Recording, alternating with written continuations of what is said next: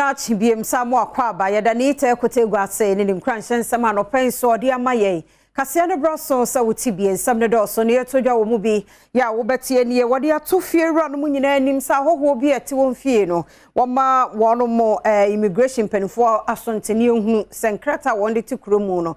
Papa, and I send your papa, yet the son some niche mo ever bro. Adishia, one more at Kuti, a year boom, just a kind of cinema. One so Sregan and it to go. Ashia no show baby kwan bi da ho osrempen fo so wonya ma won se be ye beboa amadwadie so amanimuso no no ensem bi ena no pay mede bro Adom TV bedwam kase se wo Facebook /Adom TV kase ne dem live ho se go TV na wa channel no eye 119 ena DSTV channel no so eye 280 mi amesomo anopay midi afia amankwa tamaklo afia didie mu tie se den sam no enchemu ankasa etie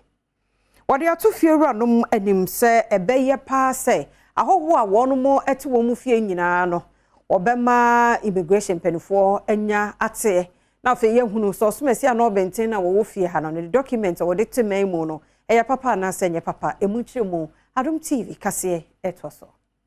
Impempi no se na se omoba no mobetena ye fie nim na eya efiewrafo no enim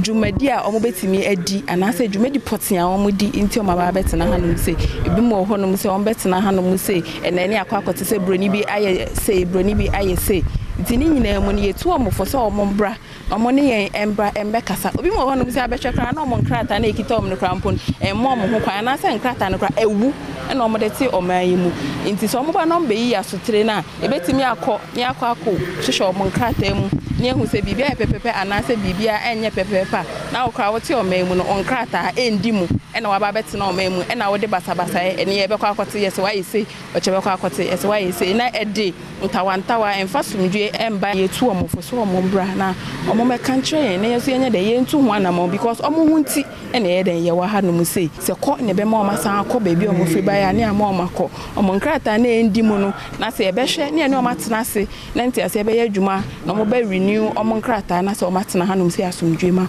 ya hwe ene omatena hasum Adishia ya womo ewo kuti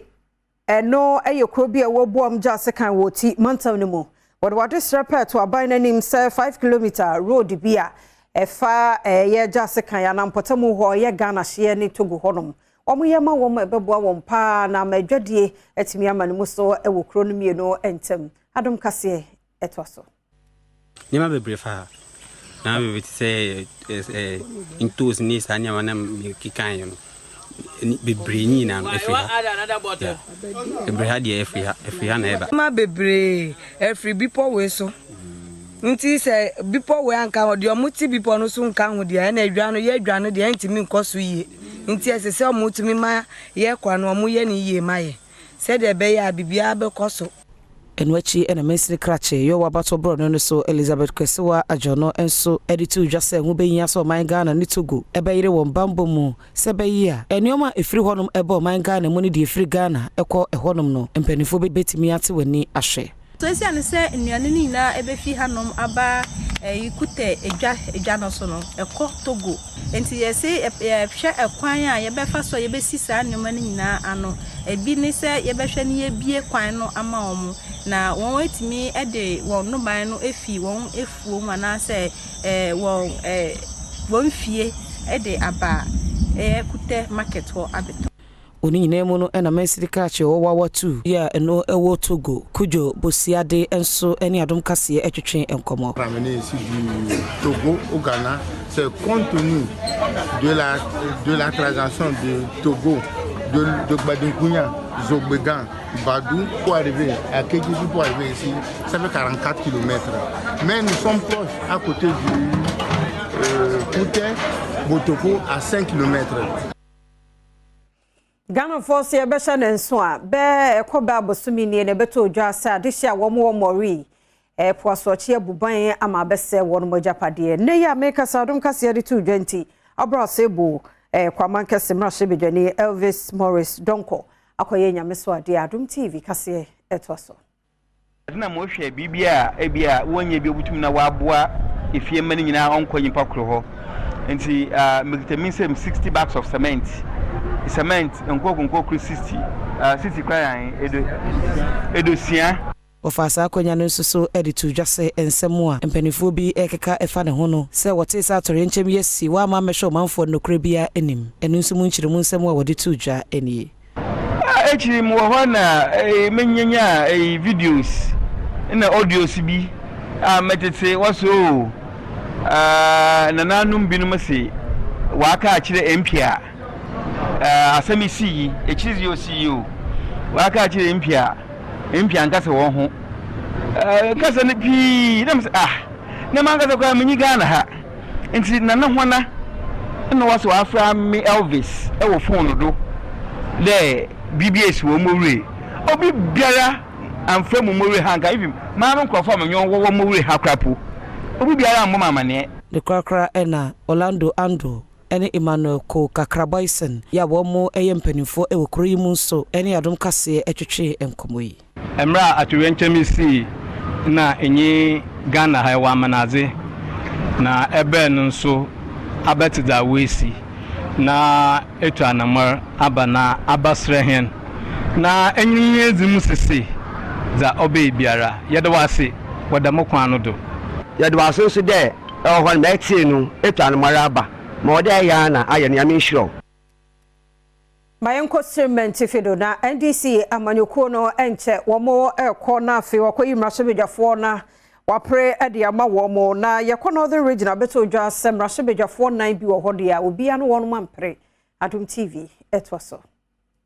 ya to omufu se wodo ekuo no a NDC kuo no yie pa de ende yenye bibia asundwe mu se na ebe ya yewie ni nyina etimi kabom akopre egwano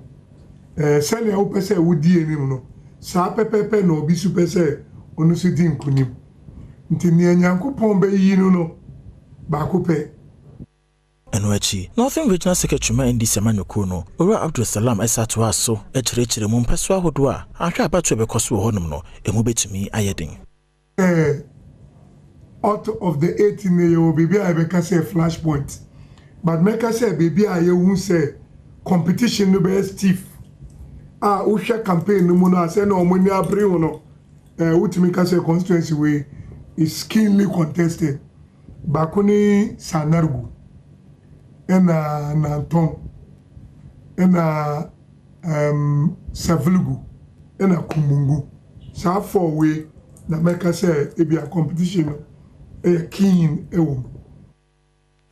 2020 no emo parliamentary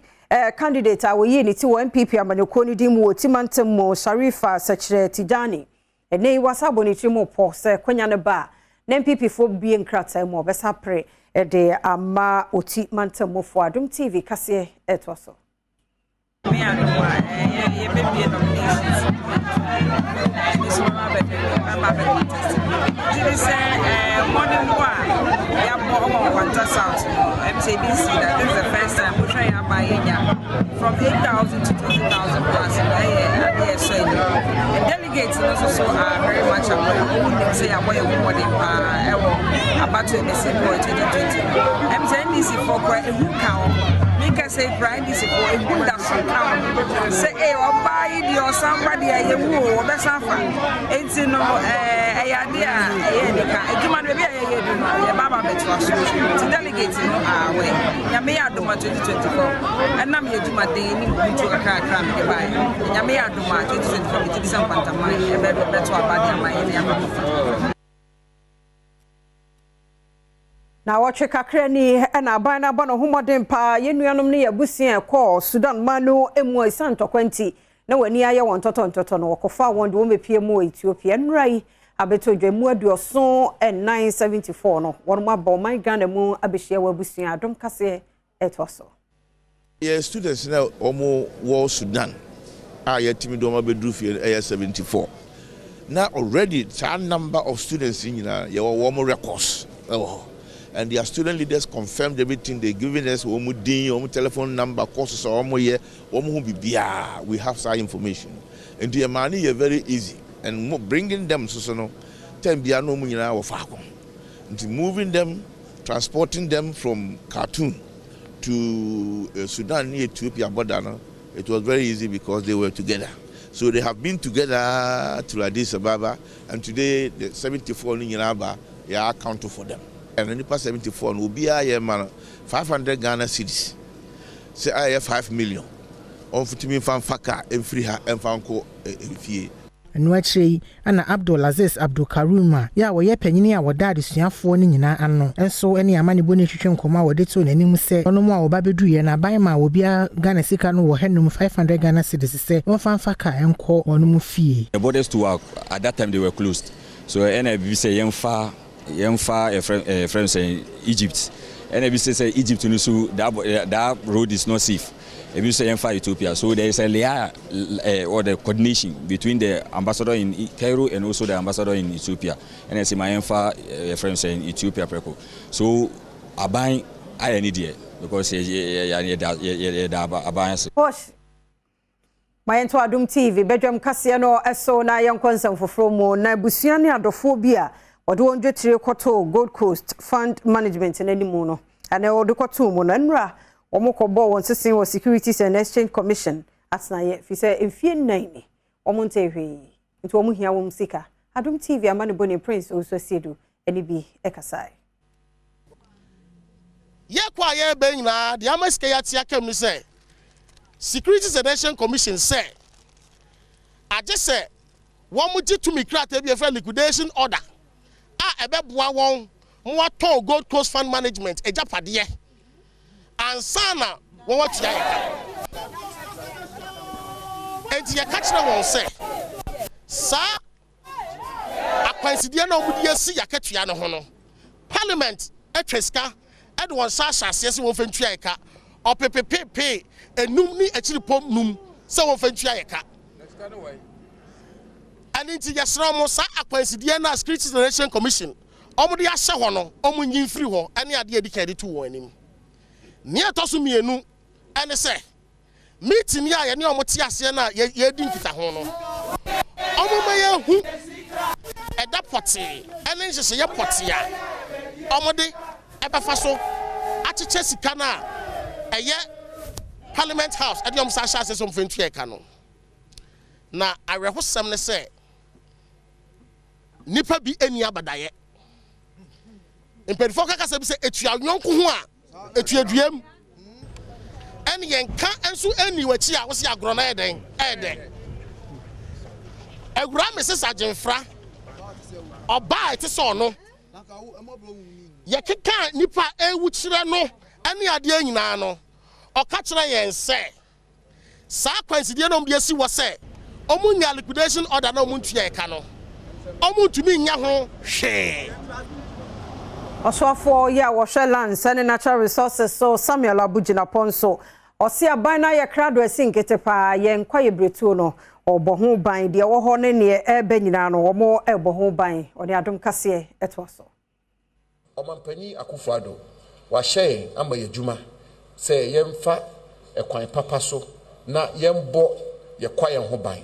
na nyese yebo no ho ban ko a yebo ho ban ne so no na yetu anamo de nhihye to kwan mu a ebema yedua nnua aka ho na ye kwaye no abedoso Syria Wada Forestry Commission ano John Alote ekire ni padodo a wono menam Forestry Commission nyuma hodo a woye so enya adwuma ye ewo man mu a basan so kire Forestry Commission officers ahodo a wode wono mu afa ntitiem sebe ya wokọ emi amanfo fa kwan abone so etu form agudi a obetimi aye wono mu adwuma yiye. The activity that has the most impact on the forest is agricultural expansion. We have the traditional illegal logging, chainsawing, and fuel wood that impacts on the size and then the quality of the forest. Mining has come up strongly recently. We have mining both small and large scale in the forest reserve, especially the illegal one which is not controlled. I'd like to give you an idea about what we have been doing in terms of law enforcement. So far we have trained about 974 workers, frontline workers of the Forestry Commission at the Estuary military camp to deal with these illegal mining activities.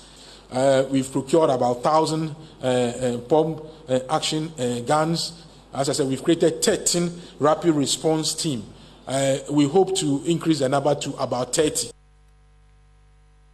Youth Employment Agency YEA and the National Insurance Commission account one boom about training and employment of insurance agents at the Bebunomemu Bebia. Now we no course Ghana College of Physician and Surgeon, but I ain't dead PFA say Bibia Wiamudia she in a Wiamudia and also a Juman Subeba Memo Adom Kase etoso. Youth Employment Agency any National Insurance Commission na akabum say ye be trainee na ye deploy 6,000 youth on be ye adwuma wo insurance space nim na enye training kwa na de be mo ha no hu say insurance companies bebre baye ye trainee o mo wi a ye be che nipa 6,000 nyina e de ma insurance companies no ma ye adwuma nti we nya say ye trainee o mo keke na ye ja o ma gukurum say o mo nko da bi ye trainee o mo ni asam o mo adwuma aka ho ye 2 weeks training o mo wi a o benya certificate internet agent me nya so nam ho keke o ye agent or what certificate from the National Insurance Commission. I was obetima ye adwuma e insurance space nim ama anasa ama insurance company bia ye ne National Insurance Commission aka bum na ye yesa adwuma we say be mabunu adwuma ye ento hwa mabunu ko a o mo ye graduates 6,000 and ye mo adwuma aye yeguso aye wo insurance nsem ni mo na National Insurance Commission mpanimfo say Sabaya na woma adwuma no Ghana for ye beti asie ye na ye akona me de ho ahye mu nti no ene entertainment industry enipa no bi ne sports for no bi na wono mu nyina ahia ama wono wadwendwen fasode a ewo insiachiba anase insurance no ho Deputy Commissioner ma insurance Michael Adom sama wodi tuja eni ye pese ye kyerɛkyerɛ Ghana manfo nyina fa insurance ho no motiaseɛ no mu hu emfaso a insurance betumi Badwam na ye fi sɛ si ye ne saafo yi edi nkita ho na omoboa yɛn na ye bɔ insurance ho de wura manfo bɛte ne ntem ombɛtiaseɛ ntem na omode aye adwuma ntem ombɛboa yɛn na ya bɔ insurance ho de wuro na amansan Ghana fo nyina te na omaye insurance ni bi osan kato aso sɛ enchekura insurance company said the ehye bebre begu akwam a obetumi e de abosan ka be wo mufu yi ho ban ne etie ne se e wo se yenya adwuntofo bebre o mpese omo insure omo ne ne etimi aye se yenya nipa mienu ana miensa ye sa insurance na enye yi se wate ase enti e wo se ye enkyerɛkyerɛ no ne ye nhyehyɛ no na ebe ye a ye kan nwuntofo nyina bom ne ye hwɛ se ebenya nkrofo dodo a ebe pese ye be insure ye ne a David Donto eko sanhye mu yi bi wodi nsem bi tuja ahopusu bi a ohu se ade we ye mo kan ehu hia pa ma me ebesre na njumaku akase wa Ghana ha nyina banks insurance companies manufacturing concerns whatever um nyina no nke be ya omo ensi foto bi embo foto bi atrase omo nyina bosum bia no 1% of your profit fatu sa foto no na intimi Ghana Theatre, Ghana Union of Theatre Societies, Ghana Concert Parties Union, Kumawood. Why? Intimi and Sambo Sasikanamu. Now, my stories that we should tell so that it will encourage Bibia Oyeno, a Jimibia Oya, Opese, a man signed to Wonka. Na yetumi edi yedwuma no edi afa ho na yaye obo so enche bia no obi abenya entiase bi